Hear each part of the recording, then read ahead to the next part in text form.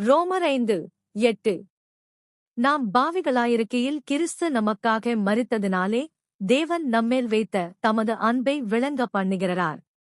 உலகில் பொதுவாக ஒருவர் மற்றவருக்கு உதவி செய்யவோ அல்லது உயிரை கொடுக்கவோ முன்வருவது அந்த நபர் நல்லவராகவோ அல்லது தனக்கு வேண்டியவராகவோ இருக்கும்போதுதான்.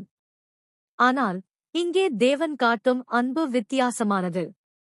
நாம் தேவனுக்கு விரோதமாக பகைமையாயிருந்தபோது நாம் பரிசுத்தமாக மாறுவதற்கு முன்பே அவர் நமக்காக மரித்தார். நம்மிடம் ஏதோ ஒரு நன்மையைக் கண்டு அவர் நம்மை நேசிக்கவில்லை, மாறாக நாம் தகுதியற்றவர்களாய் இருந்தபோதே நம்மை நேசித்தார். தேவன் நம்மை நேசிக்கிறேன் என்று சொன்னதோடு மட்டுமல்லாமல் அதைச் செயலிலும் நிரூபித்தார். கல்வாரி சிலுவையே தேவனுடைய அன்பின் மிகப்பெரிய அடையாளமாக இருக்கிறது. நாம் செய்த பாவத்திற்காக நாம் அடைய வேண்டிய மரண தண்டனையே எந்த பாவமும் அறியாத கிறிஸ்து நமக்காக ஏற்றுக்கொண்டார். மரணமே பாவத்தின் சம்பளம். அந்த பெரும் விலையை அவர் செலுத்தியதன் மூலம் நாம் நீதிமான்களாக்கப்பட வழிவகை செய்தார். தேவனுடைய அன்பு நிபந்தனையற்றது.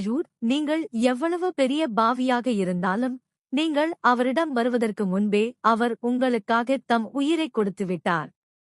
இந்த அன்பு நம்முடைய நற்செயல்களின் அடிப்படையில் அமைந்தது அல்ல, அது அவருடைய கிருபையின் அடிப்படையில் அமைந்தது. ஆமென்.